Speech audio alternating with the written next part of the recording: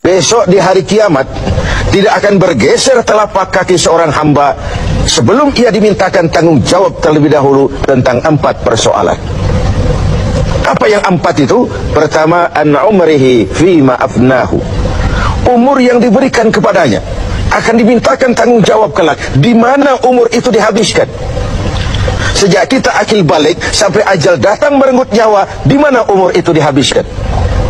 Kita sering main-main, padahal waktu berjalan terus. Kita sering lalai dan lupa, padahal malaikat maut tidak pernah lalai dan lupa. Seorang Nabi Yakub alaihissalam, seketika akan ajal, beliau menanyakan, kalau saya ajal kenapa tidak diberitahu lebih dahulu? Kata malaikat maut, sudah diberitahu.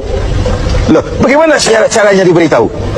Perubahan yang terjadi pada fisik kita adalah pemberitahuan. Uban yang bertabur, mata yang mulai lamur, pendengaran yang mulai kabur, itu semua pemberitahuan agar kita mawas diri. Umur akan dimintakan pertanggungan jawab. Di mana umur itu dihabiskan? Waktu hidup itu singkat betul, namun waktu yang singkat akan terasa ada manfaatnya kalau kita bisa memanfaatkannya dengan yang sebaik-baiknya. Apalah umur panjang kalau cuma untuk menimbun dosa dan kesalahan.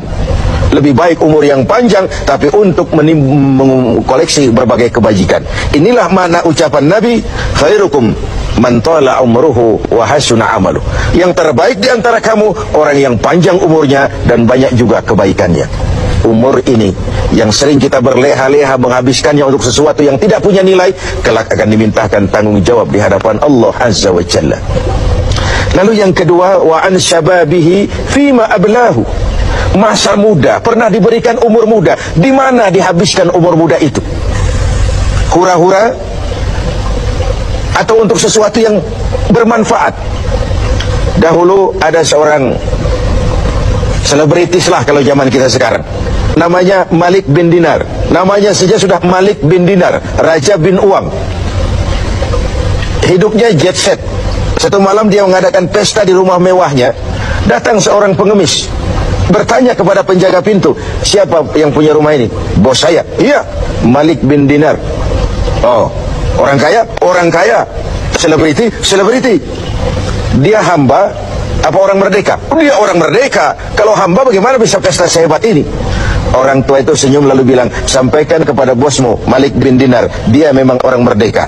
Kalau dia hamba bukan seperti ini pekerjaannya. Dia orang merdeka, dilarang tidak terlarang, dicegah pun tidak tercegah. Merdeka dia memperturutkan hawa nafsunya. Kalau dia hamba Allah, bukan begini pekerjaannya.